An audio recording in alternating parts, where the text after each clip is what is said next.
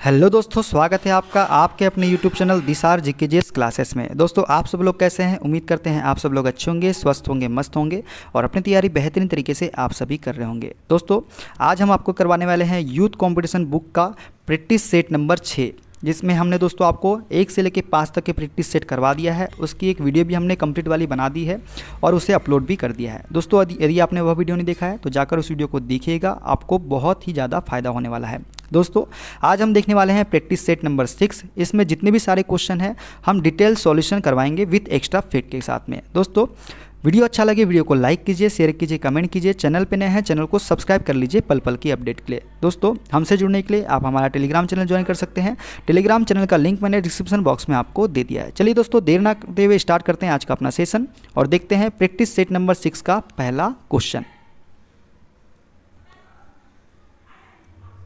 यदि एक वृत्ताकार तल अपने क्षैतिज तल के साथ 30 डिग्री कोण पर अवनत है तथा ऊर्ध्वाधर तल के साथ 60 डिग्री कोण पर अवनत है, तो इसका पार्श्व अवलोकन किसके समान होगा? तो दोस्तों, इसका राइट आंसर हो जाएगा ऑप्शन नंबर ए, एक सीधी रेखा के समान होगा।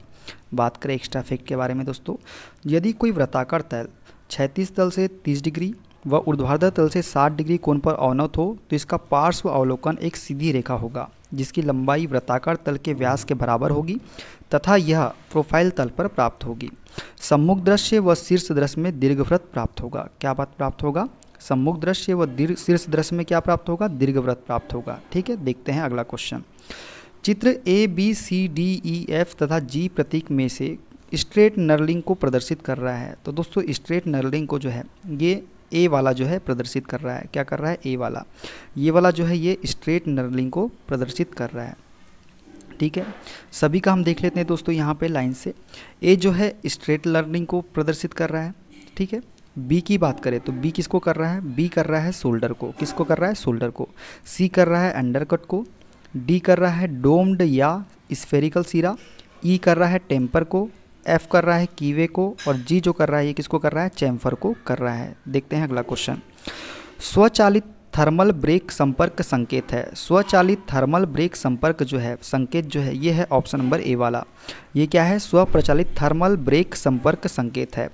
ठीक है, देखते हैं अगला क्वेश्चन। सतह पर कंड्यूट वायरिंग के संकेत को दर्शाया जाता है। दोस्तों, सतह पर कंड्यूट वायरिंग के संकेत को जो है ये ऑप्शन नंबर सी से दर्शाया जाता है। किसके द्वारा? सी के द्वारा। अब सभी का हम देख लेते हैं दोस्तों। सतह पर वायरिंग को संकेत आपको याद रखना है, नीचे 2 एम बने दिखेंगे, ये क्या है? सतह पर वायरिंग। सतह के नीचे वायरिंग की बात करें तो डब्लू बने दिखेंगे 2, एक लाइन के ऊपर 2 डब्लू बने दिखेंगे, इसे क्या बोलते हैं? सतह के नीचे वायरिंग। सतह पर कंड्यूट वायरिंग में जो एम है वो लाइन से चिपके रहेंगे और बीच में क्या होगा? एक गोला दिखाइएगा आपको। और सतह के नीचे कंड्यूट वायरिंग की बात करें तो ऊपर में 2 डब्लू दिखेंगे और नीचे में एक गोला जो है वो चिपका दिखा रहेगा। ये क्या है? सतह के नीचे कंड्यूट वायरिंग। इस तरह से आप इनको याद रख सकते हैं। देखते हैं अगला क्वेश्चन। उपकरण बॉक्स में कौन कौन से उपकरण होते हैं? दोस्तों, उपकरण बॉक्स में कंपास, डिवाइडर, इंकिंग पेन और ये सभी जो है उपकरण बॉक्स में उपलब्ध होते हैं। बात करें एक्स्ट्रा फैक्ट के बारे में दोस्तों, तो ड्राइंग में काम आने वाले विभिन्न प्रकार के उपकरण जैसे छोटी व बड़ी compass, divider, pencil lead, pencil sharpener, inking pen आदि जो है उपकरण बॉक्स में रखे जाते हैं। देखते हैं अगला क्वेश्चन। 1 मीटर स्क्वायर पृष्ठीय क्षेत्रफल वाली ड्राइंग शीट का मानक नाम क्या है? तो दोस्तों, 1 मीटर स्क्वायर पृष्ठीय क्षेत्रफल वाली ड्राइंग शीट का मानक नाम जो होता है ये होता है A0। क्या होता है? A0। ठीक है, देखते हैं अगला क्वेश्चन। एक इलेक्ट्रॉन में ऋणात्मक आवेश होता है। तो दोस्तों, ये होता है 1.6 इंटू 10⁻⁻19 कूलाम। क्या होता है? ऋणात्मक आवेश 1.6 इंटू 10⁻⁻19 कूलाम। इलेक्ट्रॉन पर 1.6 इंटू 10⁻⁻19 कूलाम का ऋणात्मक आवेश होता है, जबकि इसका द्रव्यमान कितना होता है? 9.1 इंटू 10⁻31 किलोग्राम। देखते हैं अगला क्वेश्चन। वेब पेज किस भाषा में लिखा जा सकता है? तो दोस्तों, वेब पेज जो है ये HTML भाषा में लिखा जा सकता है। देखते हैं एक्स्ट्रा फैक्ट के बारे में दोस्तों, तो web page hyper text markup language, HTML का फुल फॉर्म ये है दोस्तों, हाइपर टेक्स्ट मार्कअप लैंग्वेज में लिखा जा सकता है। यह इंटरनेट पर उपलब्ध एक HTML दस्तावेज होता है। इसे वेब ब्राउज़र द्वारा पढ़ा जाता है। इसमें साधारण टेक्स्ट के साथ ग्राफिक्स, वीडियो, ऑडियो, हाइपरलिंक्स तथा अन्य सामग्री समाहित होती है। देखते हैं अगला क्वेश्चन। कंप्यूटर शब्दावली में निब्बल क्या है? दोस्तों, निब्बल जो है इसे हम आधा बाइट बोलते हैं। क्या बोलते हैं? आधा बाइट। ठीक है, निब्बल क्या है? आधा बाइट है। बात करें एक्स्ट्रा फैक्ट के बारे में दोस्तों, तो आधा बाइट 4 बीट को एक निब्बल कहते हैं, 8 बीट को हम क्या बोलते हैं, एक बाइट कहते हैं। 1 किलोबाइट में 1024 बाइट होता है, 1 मेगाबाइट में 1024 किलोबाइट होता है और 1 गीगाबाइट में 1024 मेगाबाइट होता है। 1 टेराबाइट में कितना होता है, 1024 गीगाबाइट होता है। देखते हैं अगला क्वेश्चन।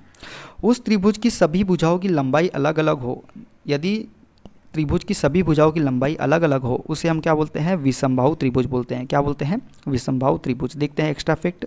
तो जिस त्रिभुज की सभी भुजाएं अलग अलग माप की हो उसे हम बोलते हैं विषमबाहु त्रिभुज, और जिस त्रिभुज की तीनों भुजाओं में से कोई 2 भुजाएं समान की माप की हो तो उसे हम बोलते हैं समद्विबाहु त्रिभुज, और जिस त्रिभुज की तीनों भुजाएं समान हो उसे हम बोलते हैं समबाहु त्रिभुज। देखते हैं अगला क्वेश्चन।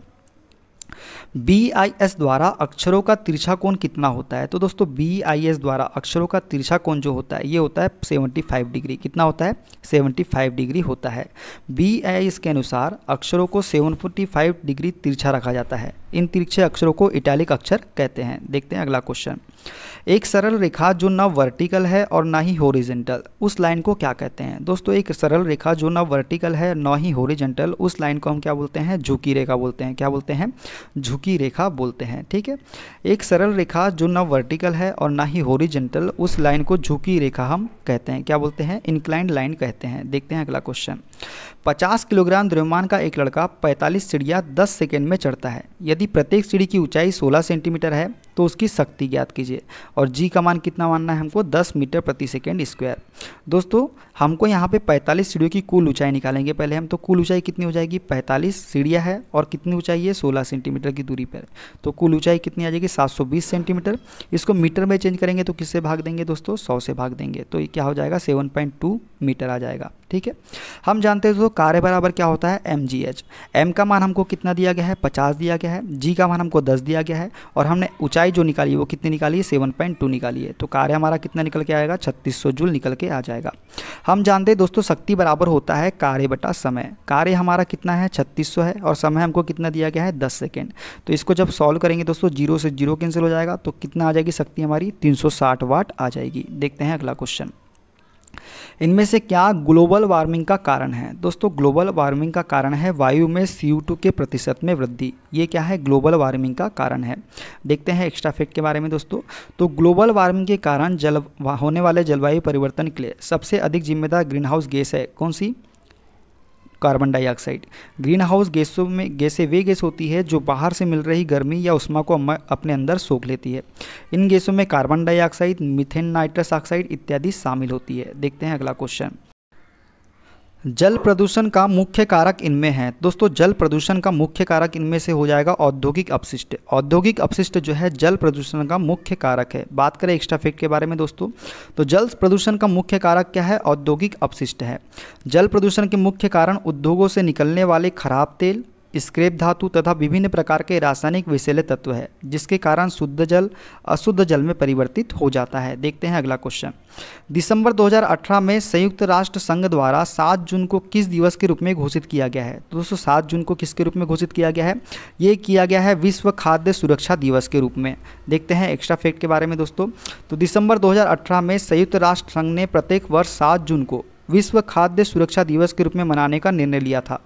इस दिन को मनाए जाने का उद्देश्य खाद्य सुरक्षा के प्रति उन लोगों को जागरूक करना है जो खराब भोजन का सेवन करने की वजह से गंभीर रोगों से ग्रस्त हो जाते हैं। साथ ही यह सुनिश्चित किया जाना है कि हर व्यक्ति को भरपूर मात्रा में सुरक्षित व पौष्टिक भोजन मिल सके। देखते हैं अगला क्वेश्चन। एक बच्चे के हाथ में 1/4 किलोग्राम की एक गेंद है और वह इसे ऊर्ध्वाधर रूप से ऊपर की ओर फेंकता है। उसका हाथ ऊपर की ओर 10 सेंटीमीटर उठता है और उसके हाथ से गेंद 2 मीटर प्रति सेकंड के ऊपरी वेग से निकल जाती है। बच्चे द्वारा गेंद को फेंकने के लिए लगाए गए स्थिर बल का मान क्या है? दोस्तों हमको यहाँ पे बल का मान पूछा है, और m का मान कितना दिया गया है? 1/4 kg, और ऊपर की ओर कितने ऊपर उठता है उसका हाथ? 10 सेंटीमीटर ऊपर उठता है। तो दोस्तों हमको इसमें बल का मान निकालना है। दोस्तों हमको दिया गया है गेंद का द्रव्यमान 1/4 kg। गेंद को ऊपर फेंकने के लिए उठाए गए हाथ की ऊंचाई h बराबर क्या हो जाएगा? 10 सेंटीमीटर, मतलब 0.1 मीटर। कितना? 0.1 मीटर। तथा उसका वेग कितना है? 2 मीटर प्रति सेकेंड। कितना है? वेग कितना दिया गया है? 2 मीटर प्रति सेकेंड। तो गेंद को फेंकने के लिए लगाए गए बल F निकालना है हमको। तो हम दोस्तों हमको क्या क्या दिया है? V का मान दिया गया है, H का मान दिया गया है, m का मान हमको दिया गया है। तो हम जानते हैं v स्क्वायर बराबर क्या होता है, u स्क्वायर प्लस 2as से। v का मान हमको 2 दिया है, 2 का स्क्वायर 4, u हमको 0 प्रारंभिक भी कितना है 0 है, प्लस 2 इंटू ए इंटू 0.1, s का मान कितना दिया गया है 0.1 दिया गया है। ठीक है, ऊपर फेंक रहे हैं दोस्तों, इसलिए हम s का मान क्या लिए हैं, प्लस में लिए हैं। ठीक है, अब इसको सॉल्व करेंगे दोस्तों तो कितना हो जाएगा, 2 का स्क्वायर 4, 0.2 इंटू ए, तो a बराबर कितना निकल के आ जाएगा दोस्तों, त्वरण हमारा 20 मीटर प्रति सेकेंड स्क्वायर। हम जानते हैं दोस्तों बल F बराबर क्या होता है, m इंटू ए होता है। क्या होता है, m इंटू ए। m का मान कितना दिया है दोस्तों, 1/4 दिया है। a का मान हमने कितना निकाला है दोस्तों, 20 निकाला है। तो 4 से इसको काटेंगे कितने बार में जाएगा, 5 बार में। तो हमारा बल का मान कितना निकल के आ जाएगा, 5 न्यूटन निकल के आ जाएगा। देखते हैं अगला क्वेश्चन। सेंटीग्रेड जो तापमान के माप का यूनिट है, निम्नलिखित में से किस पर नामित है। दोस्तों सेंटीग्रेड जो है ये एंडर्स सेल्सियस के नाम पर नामित है। किसके, एंडर्स सेल्सियस के। बात करते हैं एक्स्ट्रा फेट के बारे में दोस्तों। तो एंडर्स सेल्सियस पर नामित सेंटीग्रेड जो तापमान के माप की यूनिट है, एंडर्स सेल्सियस एक स्वीडिश खगोलज्ञ थे। क्या थे, स्वीडिश खगोलज्ञ थे। इन्होंने ही 1741 में उपसाला विश्वविद्यालय वेधशाला की स्थापना की थी। 1742 में इन्होंने सेल्सियस तापमान स्केल प्रस्तावित किया। इस स्केल को बाद में कार्ल लिनियस ने 1745 में क्या किया था, बदल दिया था। देखते हैं अगला क्वेश्चन। गंगा नदी के आसपास रहने वाली आम जनता नमामि गंगे कार्यक्रम में कैसे भाग ले सकती है। तो दोस्तों नदी के किनारे खुले में शौच न करने के साथ जो है गंगा नदी कार्यक्रम में ये भाग ले सकती है। कहाँ की जनता, गंगा नदी के आसपास रहने वाली आम जनता नमामि गंगे कार्यक्रम में। बात करें एक्स्ट्रा फैक्ट के बारे में दोस्तों, तो गंगा नदी के आसपास रहने वाली आम जनता नमामि गंगे कार्यक्रम में नदी के किनारे खुले में शौच न करके इसे प्रदूषण रहित बनाकर इस कार्यक्रम में भाग ले सकते हैं। नमामि गंगे कार्यक्रम केंद्र सरकार द्वारा वर्ष 2014 में शुरू किया गया था। सरकार द्वारा इस परियोजना की शुरुआत गंगा नदी के प्रदूषण को कम करने तथा गंगा नदी को पुनर्जीवित करने के उद्देश्य से की गई। इस योजना का क्रियान्वयन केंद्रीय जल संसाधन, नदी विकास और कायाकल्प मंत्रालय द्वारा किया जा रहा है। देखते हैं अगला क्वेश्चन। खालिस्तान कुंजियों कीबोर्ड की शीर्ष पंक्ति पर मौजूद होती है। तो दोस्तों फंक्शन कुंजिया जो है कीबोर्ड की शीर्ष पंक्ति पर मौजूद होती है। देखते हैं अगला क्वेश्चन। निम्नलिखित में से किस डिवाइस का उपयोग कंप्यूटर एडेड डिज़ाइन CAD जैसे एप्लीकेशनों के लिए किया जाता है। तो दोस्तों प्लॉटर का उपयोग जो है ये कंप्यूटर एडेड डिज़ाइन CAD जैसे एप्लीकेशनों के लिए किया जाता है। बात करें एक्स्ट्रा फैक्ट के बारे में दोस्तों, प्लॉटर प्रिंटर की तरह हार्ड कॉपी देने वाला एक आउटपुट डिवाइस है जिसका उपयोग बड़े कागज पर उच्च गुणवत्ता वाले रेखाचित्र व ग्राफ प्राप्त करने के लिए किया जाता है। इसका उपयोग मुख्यतः इंजीनियरिंग, वास्तुविद, भवन निर्माण, सिटी प्लानिंग, मानचित्र बनाने, कैड, कैम आदि में किया जाता है। प्लॉटर के 2 मुख्य प्रकार उपलब्ध है, ड्रम प्लॉटर और समतल प्लॉटर। ठीक है, देखते हैं अगला क्वेश्चन। CPU द्वारा मेमोरी में किसी लोकेशन के एक्सेस में लगने वाला समय निम्न में से कौन सा है। तो दोस्तों CPU द्वारा मेमोरी में किसी लोकेशन के एक्सेस में लगने वाला समय जो है ये क्या है, मेमोरी एक्सेस टाइम। क्या कहलाता है, मेमोरी एक्सेस टाइम कहलाता है। CPU द्वारा मेमोरी में किसी लोकेशन के एक्सेस में लगने वाला समय मेमोरी एक्सेस टाइम होता है। एक्सेस टाइम जितना कम होगा कंप्यूटर की गति क्या होगी, उतनी ही अधिक होगी। देखते हैं अगला क्वेश्चन। ड्राइंग शीट के नीचे दाईं तरफ क्या बनाया जाता है। दोस्तों ड्राइंग शीट के नीचे दाईं तरफ शीर्षक कक्ष बनाया जाता है। क्या बनाया जाता है, शीर्षक कक्ष।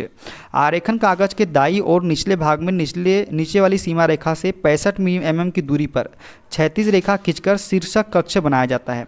शीर्षक कक्ष में संस्था का नाम, मापनी, प्रक्षेप चिन्ह, आरेखन का शीर्षक आदि लिखा जाता है। देखते हैं अगला क्वेश्चन। नंदा देवी जैव मंडल नीचे बायोस्फीयर रिजर्व कहाँ स्थित है। दोस्तों नंदा देवी ये कहाँ स्थित है, उत्तराखंड में स्थित है। बात करें एक्स्ट्रा फैक्ट के बारे में दोस्तों, तो नंदा देवी जैव मंडल उत्तराखंड में फैला जो नंदा देवी राष्ट्रीय उद्यान और फूलों की घाटी राष्ट्रीय उद्यान से मिलकर बना है।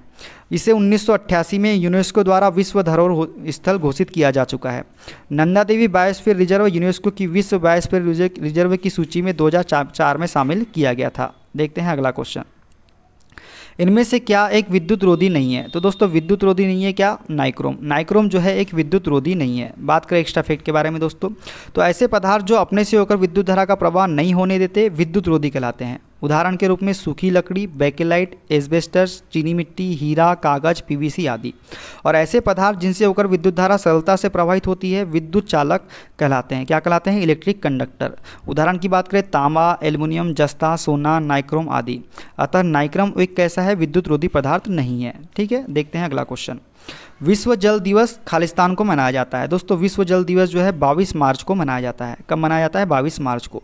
विश्व जल दिवस प्रतिवर्ष 22 मार्च को मनाया जाता है। वर्ष 1992 में ब्राज़ील के रियो डी जेनेरियो में आयोजित पर्यावरण और विकास पर संयुक्त राष्ट्र सम्मेलन में इसे मनाने का निर्णय लिया गया था। कब लिया गया था? 1992 में। कहाँ? ब्राज़ील के रियो डी जेनेरियो में आयोजित पर्यावरण और विकास पर संयुक्त राष्ट्र सम्मेलन में। तथा पहला विश्व जल दिवस वर्ष 1993 में मनाया गया था। वर्ष 2022 के विश्व जल दिवस की थी भूजल अदृश्य को दृश्यमान बनाना है, जबकि विश्व जल दिवस 2023 की थीम क्या है? यह है जल और स्वच्छता संकट को हल करने के लिए परिवर्तन में तेजी लाना। तो दोस्तों ये थे सारे क्वेश्चन। वीडियो कैसा लगा कमेंट बॉक्स में जरूर बताइएगा। अगले वीडियो के लिए तैयार रहिए। मिलते हैं अगले वीडियो में। अपना ख्याल रखिए। Okay, bye bye, take care.